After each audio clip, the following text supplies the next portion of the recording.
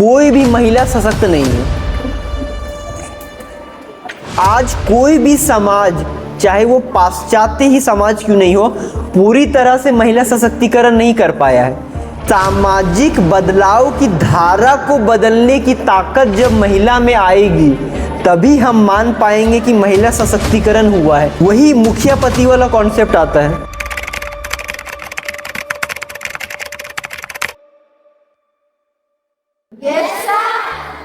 स्त्री two movie कैसे महिला सशक्तिकरण पे बहुत अच्छा प्रकाश डालता है, इसको बहुत ध्यान से समझिए। स्त्री टू मूवी का जो विलन है उसका नाम क्या है? सरकट्टा। सरकट्टा का इतिहास क्या था?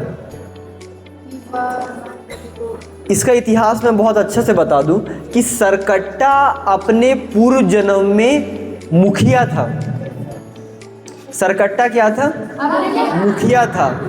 और वो जब मुखिया था तो वो अपने पंचायत की किसी भी महिला को कभी आगे बढ़ने नहीं देता था।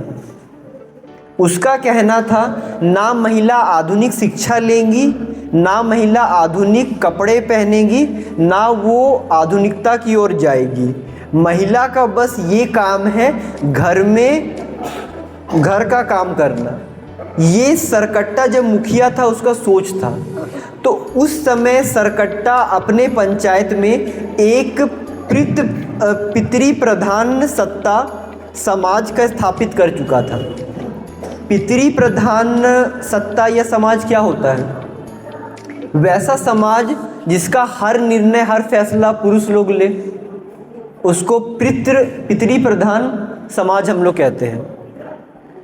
तो सरकट्टा वो काम किया और जब उसकी मृत्यु हो जाती है तो वो जिस भी लोक में जाता है उस लोक में वो देख रहा है कि महिलाएं आगे बढ़ रही है।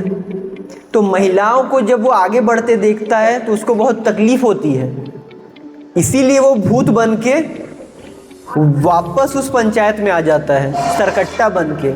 और वो क्या करता है, जितनी भी महिलाएं आधुनिक शिक्षा प्राप्त की है, जितनी भी महिलाएं आधुनिक वस्त्र पहनती है, उन्हीं को केवल पकड़ता है। मूवी देखा है ना आपने? तो आप ये समझिए कि और सरकट्टा से कौन लड़ सकता है? कौन? देखिए, आप समझिए कि सरकट्टा के पास बहुत ज्यादा ताकत है। ठीक उसी प्रकार आप इमेजिन कीजिए कि सरकट्टा के पास ताकत है और आपके समाज में जो भी तत्व है उनमें बहुत ताकत है। उनमें बरगद के तरह ताकत है। बरगद का पेड़ को कोई हिला सकता है?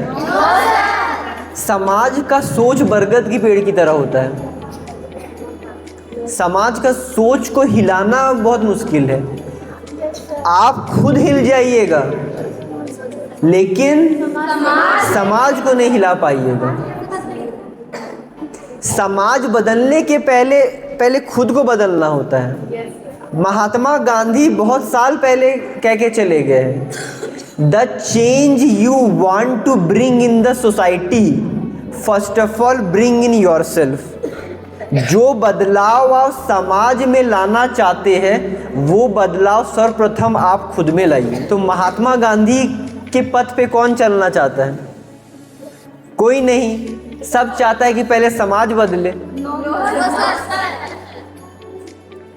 तो समाज के बारे में दो चीज समझ में आना। जब भी समाज शब्द आपके दिमाग में आए तो आपको दो चीजें याद करनी है। सबसे पहले सरकट्टा।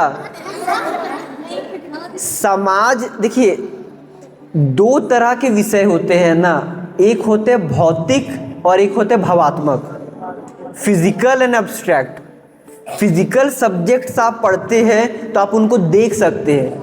जैसे आप मैकेनिक्स पढ़ते हैं, एक बॉल है उसको उछाल रहे हैं, उसकी गति का निर्धारण करता है, उसमें कितना बल लगेगा, वो फिजिक्स हो गया।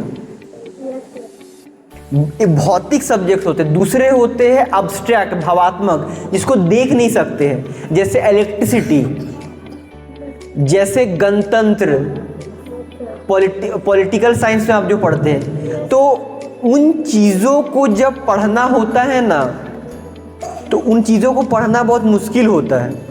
उसको पढ़ने का उपाय है कि उसको जो फिजिकल चीज़ है उससे रिलेट कर देना। तो समाज क्या है? समाज तो कोई वस्तु नहीं है जिसको पकड़ ले, लेकिन तो जब भी समाज आपके दिमाग में आए, दो चीज़ें इमेज आपके दिमाग में बननी चाहिए। पहला सरकट्टा और दूसरा बरगद का पेड़।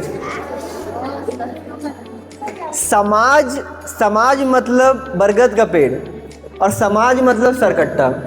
तो सरकट्टा से लड़ने के लिए जितनी ताकत चाहिए, कोई लड़ पाया था सरकट्टा से? सच्चाई है। बरगद का पेड़ को कोई हिला सकता है? उसी तरह समाज की धारा को बदलना। समाज में जो भी लोग हैं सब 50-60 साल के हैं, सबके जेब में बहुत पैसा है, बहुत ताकत है, उनके सोच को आप कैसे बदलिएगा? तो समाज जब भी आपके दिमाग में आए, ये दो शब्द आपके दिमाग में आ जाना चाहिए। ठीक है, तो ये आपको समझ में आया? ये जो बिंदु है, तीसरा बिंदु, राइट टू डिसाइड।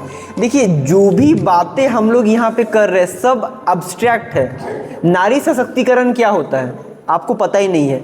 तो नारी सशक्तिकरण जब भी शब्द आए, तब दो तरह की इमेज आपके दिमाग में बनने चाहिए। पहला सती प्रथा।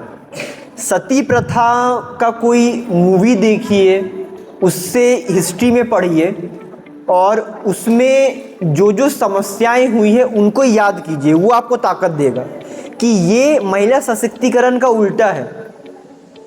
और महिला वास्तव में जो सशक्तिकरण हो रहा है, कोई भी, जैसे हमने कहा कि कोई भी आपके आसपास की कोई महिला हो सकती है, आपकी मम्मी हो सकती है, डीसी ऑफिस में कोई हो सकती है, कोई नेता हो सकती है, उनसे प्रेरणा लीजिए।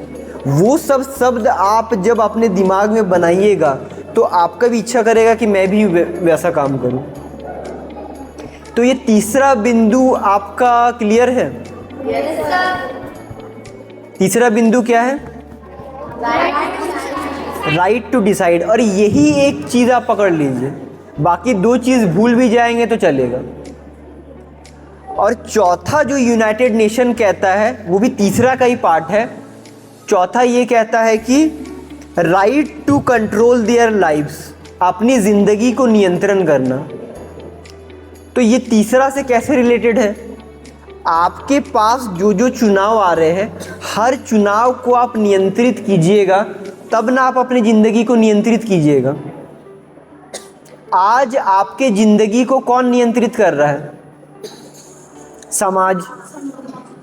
समाज ही कहता है ना कि अभी पढ़ने जाओ, उसके बाद फिर जो आपकी ज़िंदगी का है वो सब समाज ही निर्धारित करता है। और पांचवा पॉइंट है right the ability to influence the direction of social change. सामाजिक बदलाव की धारा को बदल पाना, ये सबसे इंपॉर्टेंट पॉइंट है। इस पॉइंट को अगर आप ले लेंगे तो आज कोई भी महिला सशक्त नहीं है। आज कोई भी समाज, चाहे वो पाश्चात्य ही समाज क्यों नहीं हो, पूरी तरह से महिला सशक्तिकरण नहीं कर पाया है। फिफ्थ पॉइंट कहता है the ability to influence the direction of social change. सामाजिक बदलाव की धारा को बदलने की ताकत जब महिला में आएगी, तभी हम मान पाएंगे कि महिला सशक्तिकरण हुआ है। यूनाइटेड नेशन कह रहा है। ये क्यों कहा है? वही मुखिया पति वाला कॉन्सेप्ट आता है। मुखिया तो हमारा संविधान बना देगा, हम संविधान में ऐसे नियम ला देंगे जिनसे महिला की सीट्स को हम लोग रिजर्व कर देंगे, नौकरियां में भी 50 रिजर्व कर देंगे। लेकिन उसके बावजूद महिला अगर सामाजिक बदलाव ही नहीं ला पाए तो उससे क्या फायदा। तो चलिए, इतना ही हमारा क्लास था, जिसमें थर्ड पॉइंट सबसे इंपॉर्टेंट है, राइट टू डिसाइड। आप लोग का क्या लंच का टाइम हो गया है क्या? तो सभी कोई उठ के जा रहे हैं।